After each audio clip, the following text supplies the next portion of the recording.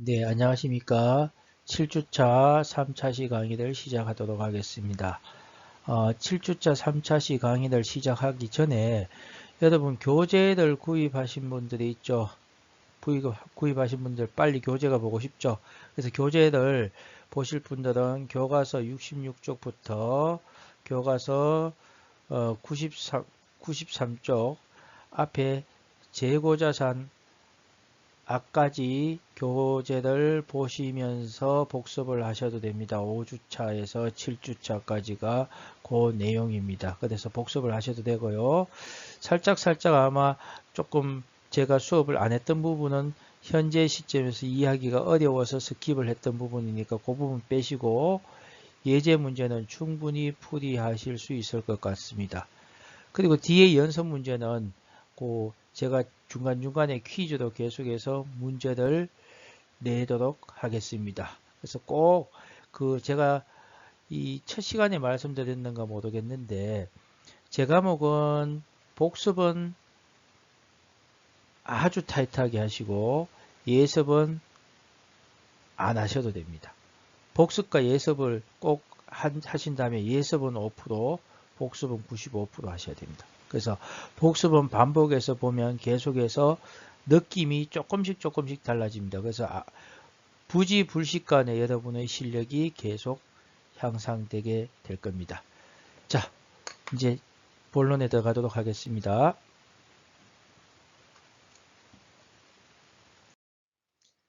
자, 지난 차시 복습을 한번 해보도록 하겠습니다. 현금 과부족 계정을 보는데 시험 문제 나오는 형태로 제가 재구성을 해보았습니다. 재구성을 했는데 하나하나 볼게요. 1번 기중에 현금 실제기 장부보다 5만원이 많습니다. 어떻게 됩니까? 우리가 장부에서 실제거로 맞춰줘야 되니까 장부에서 5만원을 더해줬죠. 차변에 현금 5만원, 대변에 5만원 하고 현금 과부족 하시면 되죠. 자, 현금 과부족 1번 전기해 보시면 차변에 분괴된 금액은 차변에 기입하고 금액 이외의 것은 상대 계정 적었습니다. 여러분 거꾸로 전기에서 자 분괴를 유추하시고 분괴를 유추하셨으면 다시 거래까지 유추합니다. 우린 지금까지 어떻게 했다? 거래가 발생하면 분괴를 했었고 그 다음에 분괴장 기입하고 그 다음에 전기를 해서 총계좌 원장에 기입했는데 여러분 요거 연습하세요. 항상 원장에 기입되는 것을 분괴를 유추를 하시고 거래를 거꾸로 유추하시기 바랍니다. 항상 요 단계를 거치시기 바랍니다. 지금부터는 그 다음에 실력이 확 늘어날 겁니다. 자, 2번 볼까요? 1번은 기중이었습니다. 2번은 어떻게 현금 실적이 장부액보다 많은 것을 발견했는데 언제 발견했다? 결산일에 발견했습니다. 현금 과부족 계정 올 수 있다 없다? 예, 없습니다. 차변에 현금 똑같은데 현금을 차변에서 내려주는데 기중에 발견했으면 임시로 현금 과부족을 설정하고 원인을 발견하게 되면 대변권은 차변에 없애주고 대변에다가 계정 과목이 왔었죠. 이 경우는 원인이 주로 수익을 받았는 것을 안 적었겠죠. 그죠? 근데 결산일에 발견을 했다면 현금 과부족을 설 수 있다 없다? 없으니까 대변에 자비이익으로 처리했습니다. 그죠? 자, 거꾸로 이것도 한번 보세요. 자, 자비이익으로 처리했기 때문에 이게 기말에 보시면 어떻게 되어 있습니까? 자비이익 대변에 5만원 수익이죠. 수익은 대변에 발생, 차변에 소멸입니다. 그죠? 그래서 대변에 5만원 적고 상대 계정이 현금입니다. 됐습니까? 근데 요거는 사실 이거 가지고 이까지 유추하기는 힘듭니다. 그죠? 이런 문제들 내면 상당히 난이도 높은 문제가 될 겁니다. 요렇게 내놔놓고 다음 중 거래가 틀린 것은 이렇게 문제가 나올 거니까 나중에 연습이 많이 되고 나면 이 문제들 풀이할 수 있을 겁니다. 3번 볼까요? 기중입니다. 기중에 현금 실제액이 장부보다 어떻게 했습니까? 요거 많은 것이라고 하지 말고 적은 것이라고 합시다. 적은 것을 발견했을 때, 즉 장부가 많습니다. 그러면 적은 것입니다. 그럼 장부에서 현금을 빼줘야 되죠. 5만원 빼줬습니다. 기중에 했으니까 차변에 현금 과부족 처리해 주시면 됩니다. 됐죠? 됐죠? 자, 그래서 이거 틀렸죠? 틀렸죠? 차변에 분기된 금액 차변에 적고 금액 이외에 것은 뭐 적으셔야 됩니까? 네, 현금 적으셔야 되죠. 이렇게 살짝 나오면 집중하세요. 자, 4번 볼까요? 4번 결산일에 현금 실제액이 장부액보다 적었습니다. 장부액이 많습니다. 결산일에 발견했다면 현금 빼주시고 잡이익이나 잡손실에서 차변에 비용이 왔습니다. 그죠? 잡손실 계정 차변에 금액 적고 상대 계정 현금으로 적었었습니다. 자, 이렇게 각각으로 문제가 나오겠죠.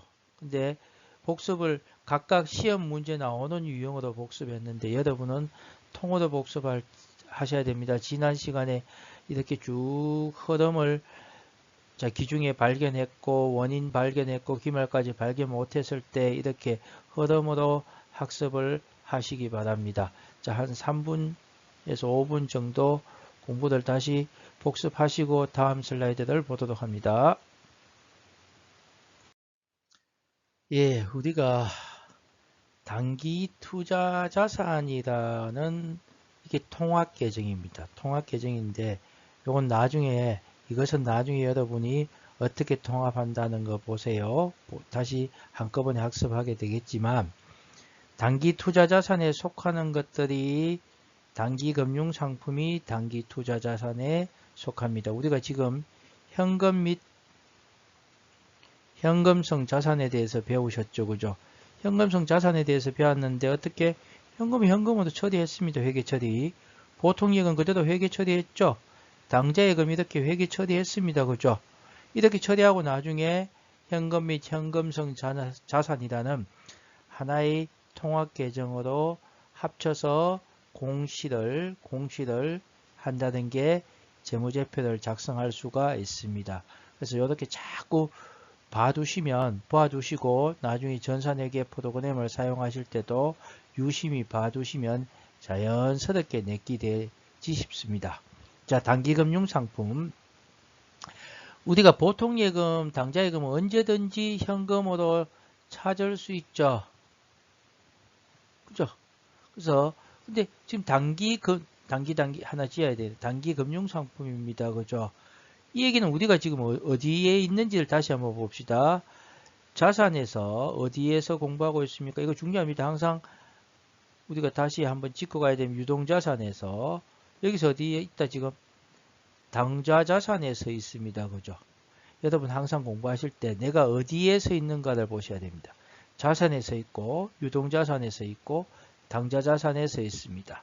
그래서 보통예금, 당좌예금 배하는 이것하고 지금 우리 서 있는 것은 당좌자산인데 이거는 요구불 예금이라 해서 언제든지 현금으로 찾을 수 있죠. 근데 이건 단기 금융상품인데 이게 언제든지 현금으로 찾을 수는 없는데 어떻게 되어 있습니까? 유동자산이라면 1년이라 했죠. 그죠? 그러니까 1년 이내에 현금화 된다고 보시면 됩니다. 자, 볼까요?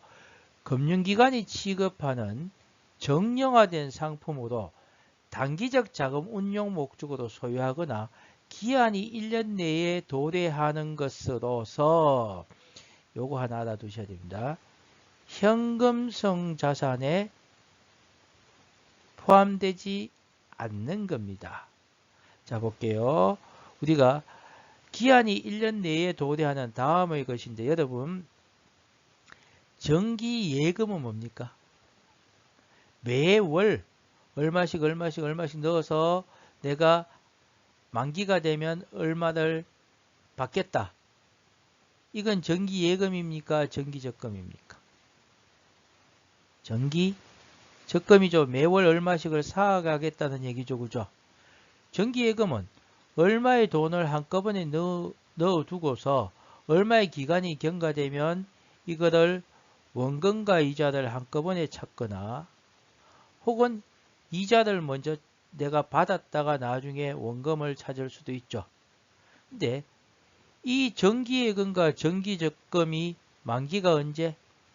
1년 이내에 도래한다면요.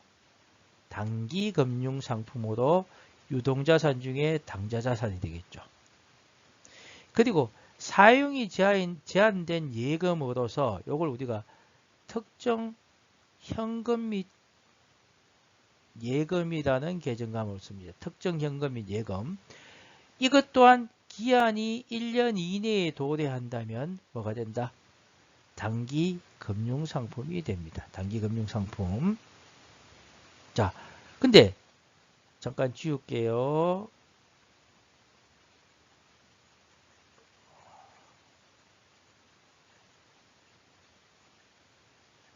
지우고. 근데 보통은 정기예금, 정기적금이요. 기한이 1년 이후에 도래할 수 있죠. 이후에 도래한다면 이건 뭐가 된다?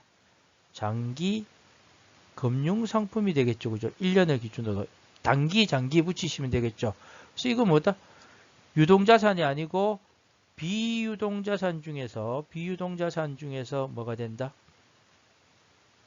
투자 자산이 되겠죠. 그죠? 투자 자산이 됩니다. 그리고 사용이 제한된 예금으로 기한이 1년 이내에 도래한다면 이거는 단기금융상품이었는데 이게 기한이 1년 이후에 도래한다면 투자자산에 해당합니다. 자, 우리가 대표적인 게 우리가 당좌예금을 설정하려면 당좌 개설 보증금이 있었죠. 이거는 내가 사용할 수 있는 없는 예금입니다. 그죠? 보증금으로 납부했기 때문에 내가 당좌예금을 해지해야지 찾을 수 있죠. 이거 특정 현금 및 예금이고요. 현금 및 예금이고 투자자산으로 분류하게 됩니다. 자, 그 다음 이외에 기타 정형화된 상품으로 양도성 예금증서, 은관리구자, 기업 금전신탁, 기업음, 환매채 등이 있습니다. 이거 그냥 읽어만 두도록 합시다. 제가 어느 시점에 문제를 풀면서 자 하나하나 설명을 하는데 지금 이거 하나하나 설명해 버리면 다른 중요한 거 놓치게 됩니다. 한번 읽을게요. 기타 정형화된 상품으로 양도성 예금증서, 은관리구자, 기업 금전신탁, 기업음, 환매채 등이 여기에 해당합니다. 자, 만기가 언제? 기한이 1년 이내에 도래하는 것으로서 현금성 자산이 되면 안 되죠. 현금성 자산이 아닌 것은 단기 금융상품에 해당합니다. 자, 한 2번 내지 3번 읽고 다음 슬라이드로 넘어가도록 합시다. 네, 여기서 살짝 시험에 자주 나오는 부분을 정리하고 한번 갈게요. 정리하고. 자, 우리가 종업원 급여 가불증은 현금이다 아니다? 현금이 아니죠. 그죠? 현금이 아니기 때문에 가불금. 그래서 종업원이 필요한 급여를 미리 줬다 해서 이걸 여러분 선급급여로 처리하시면 안 됩니다. 안 되고 단기 대여금으로 처리하셔야 됩니다. 나중에 법인에 가면 주임종, 주주, 임원, 종업원, 단기 대여금으로 처리하기도 합니다. 그건 나중에 보시고 주임종 단기 대여금 이렇게 처리하는데 단기 대여금으로 처리한다. 선급 비용이 아닙니다. 현금도 아니죠. 그죠? 현금도 아니라는 거. 그 다음에 당좌 차월은 우리가 기말에 가서 어떻게 단기 차입금으로 처리합니다. 당좌예금과 상계해서 보고할 수 있다 없다? 없습니다. 그 다음에 선일자 수표라는 것은 다시 한번 나중에 지금 뭐 설명을 할게요. 우리가 A가 B에게 상품을 샀습니다. 상품을 샀는데 상품을 사면 매출채권이죠. 자, 혹은 비품을 샀는데 수표를 발행해 줍니다. 수표를 발행해 주는데 어떻게 된다? 실제로 이들 시점에서 발행을 했는데 어떻게? 4월 1일자에 찾아가는 수표를 발행해 줬습니다.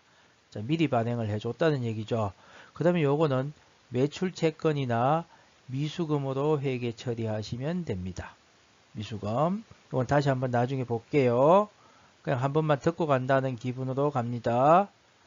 그 다음에 당좌 개설보증금은 아까 특정 현금과 예금으로서 장기금융상품, 투자자산이라 했죠. 그죠? 단 어떻게 1년 이후인데 당좌 개설보증금은요. 투자자산은 1년 이후인데 당좌 개설보증금은 뭐로? 특정 현금과 예금으로 장기금융상품으로 회계 처리가 된다는 거 기억하세요.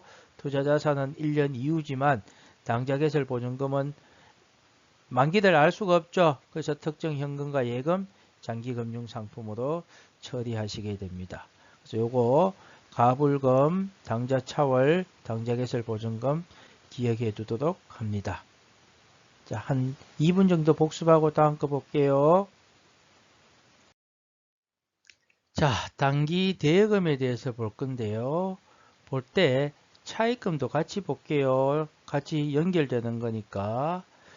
자, 계명이란 회사가 주세무단 회사에 현금을 빌려주었습니다. 쉬운 것부터 할게요.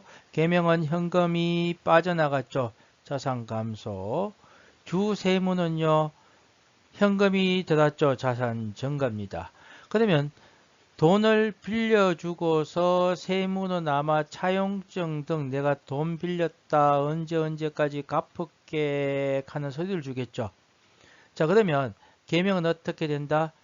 차변의 대여금이라는 자산 증가.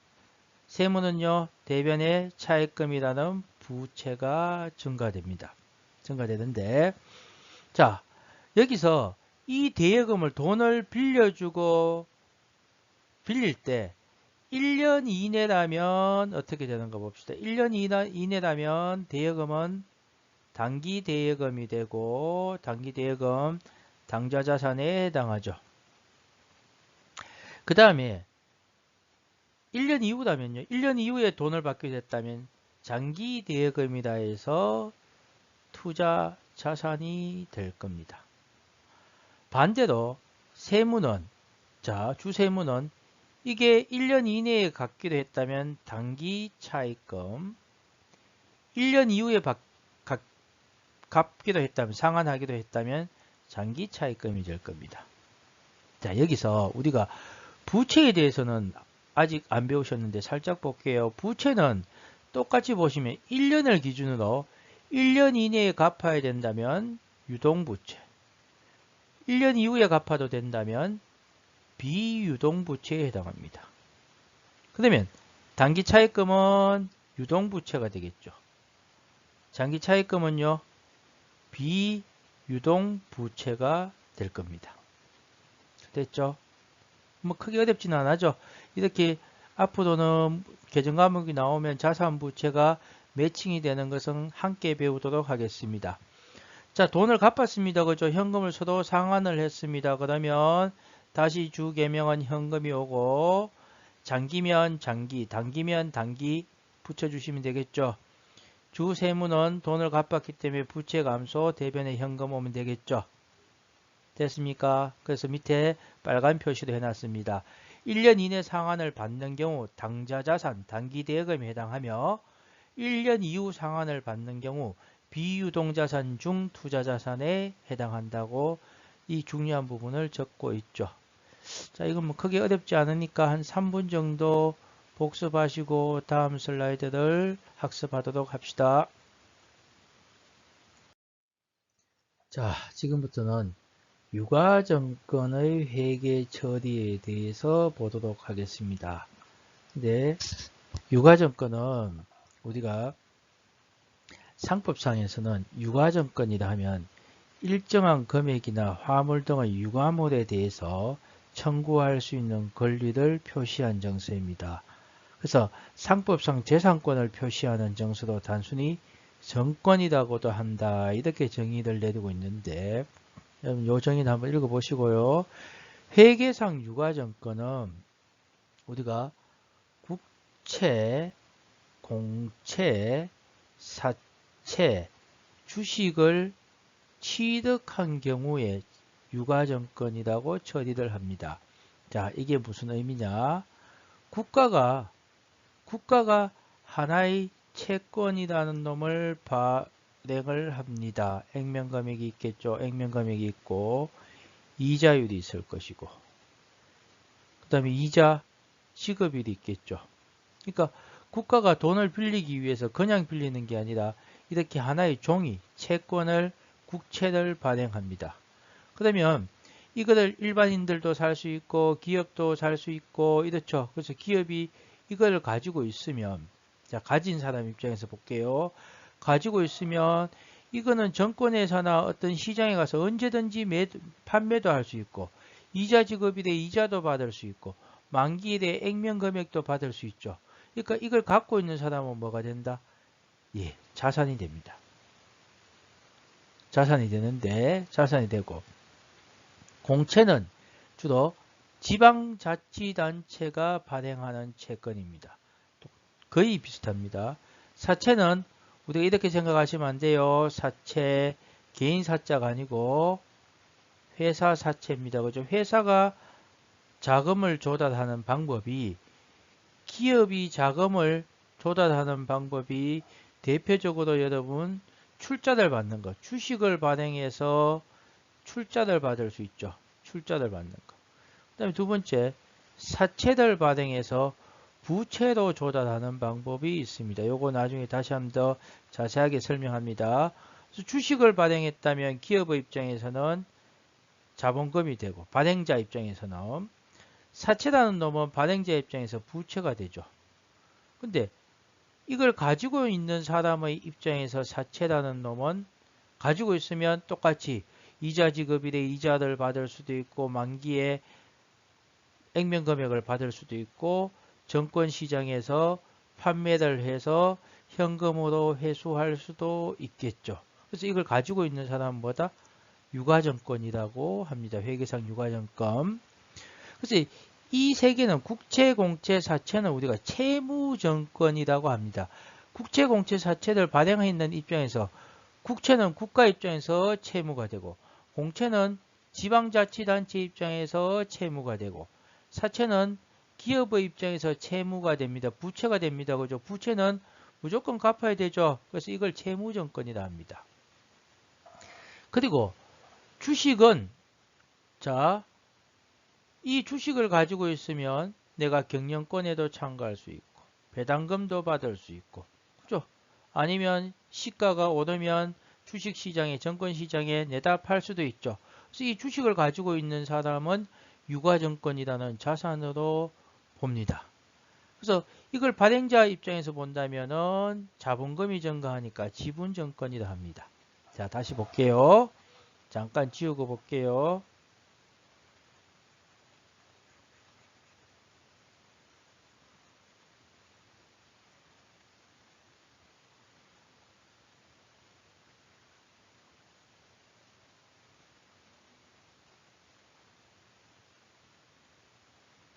자, 그냥 봅시다. 자, 회계상 유가정권이라 하면 자, 회계상 유가정권이라 하면 국채, 공채, 국공, 사채, 주, 국공사주를 취득하게 되면 회계상의 유가정권이 됩니다. 그래서 국채, 공채, 사채는 우리가 채무정권이라 하고 주식은 지분정권이라 합니다. 발행자 입장에서 기업의 발행자 입장에서 이거는 국가는 국채를 발행하고 공채는요 지방자치단체나 공공기관이 발행을 합니다. 자, 사채는 기업이 발행합니다. 사채는 기업의 발행자 입장에 봅니다. 소유자 입장으로 보지 말고 발행자 입장에서 사채를 발행했다면 어떻게 요만침의 액면가액만큼 돈을 빌려줘 이 종이를 가지고 사가지고 가다는 얘기죠. 그 다음에 이자 지급이 돼 뭘 주겠다? 이자를 주고 만기에 대해 이 액면 금액 만침을 내가 갚겠다는 얘기죠. 그래서 사채는 발행자 입장에서는 부채가 됩니다. 보통 이 사채는 장기이기 때문에 비유동 부채에 해당합니다. 사채 부분은 따로 학습을 해야 됩니다. 중요하고 상당히 나중에 보면 조금 어렵습니다. 이게 따로 하고요. 자, 주식은요, 발행자 입장에서는 네, 자본금이 되죠. 자본이 됩니다. 자, 그래서 이렇게 한번 묻어봅시다. 조금 어려운데 어렵지만 한번 묻어볼게요. 이 사채를 발행했는 사람은 기업의 이익이 남든지 남지 않든지 이자를 줘야 될까요? 안 줘야 될까요? 네, 이익과 관련 없이 사채를 발행했는 사람이 이자를 줘야 되죠. 근데 주식은요, 이익이 나면 배당금을 주면 되죠. 자, 그럼 여러분 어떻게 자금을 조달할까요? 네, 주식이라고 생각했죠. 속았죠. 자, 기업의 입장에서 달라진다는 얘기죠. 주식을 발행하게 되면 어떻게 됩니까? 경영권에 참가할 수가 있죠, 이 사람이. 그 다음에 내 경영권에 참가하기 때문에 여러 가지 어떤 리스크에 노출되죠. 우리가 대한항공 한번 보세요. 대한항공 한번 네이버 찾아보세요. 두 형제 간의 싸움이 붙었죠. 누가 지분을, 즉 주식의 비중을 더 가지고 있느냐에 따라서 경영권을 장악할 수 있죠. 그래서 기업의 입장에서 무조건적으로 주식을 발행할 수만은 없습니다. 자, 살짝 또 지울게요.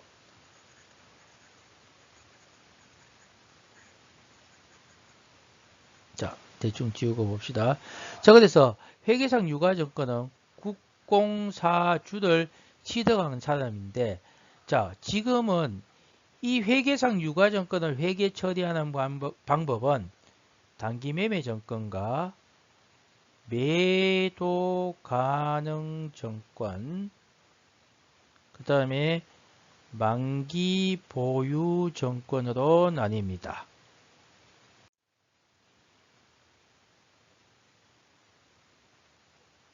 네, 유가증권이 매도 가능 증권, 만기 보유 증권, 단기 매매 증권으로 나뉘는데, 여러분 교과서 79페이지를 보시면 여기에 구분이 되어 있습니다. 구분이 되어 있는데 이 79페이지를 한꺼번에 이해하려면 여러분 힘들기 때문에 단기 매매 증권에 대해서는 확실하게 짚고 가시면 뒷단에 이 매도 가능 증권, 만기 보유 증권이 쉬워집니다. 그래서 단기 매매 증권 볼게요.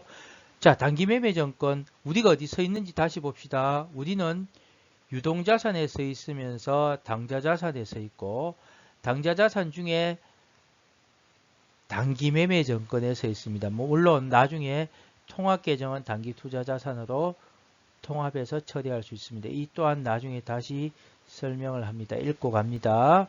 자, 그러니까 유동자산이고 당좌자산이기 때문에 1년이라는 놈이 나오겠죠. 그죠? 기업의 일시적인 자금 활용 1년입니다. 그죠? 1년 이내에 팔겠다는 얘기입니다. 국채, 공채, 사채, 주식 등에 투자한 것을 처리하는데 1년 이내에 판매하겠다. 그래야 유동자산이 되고 당좌자산이 되겠죠.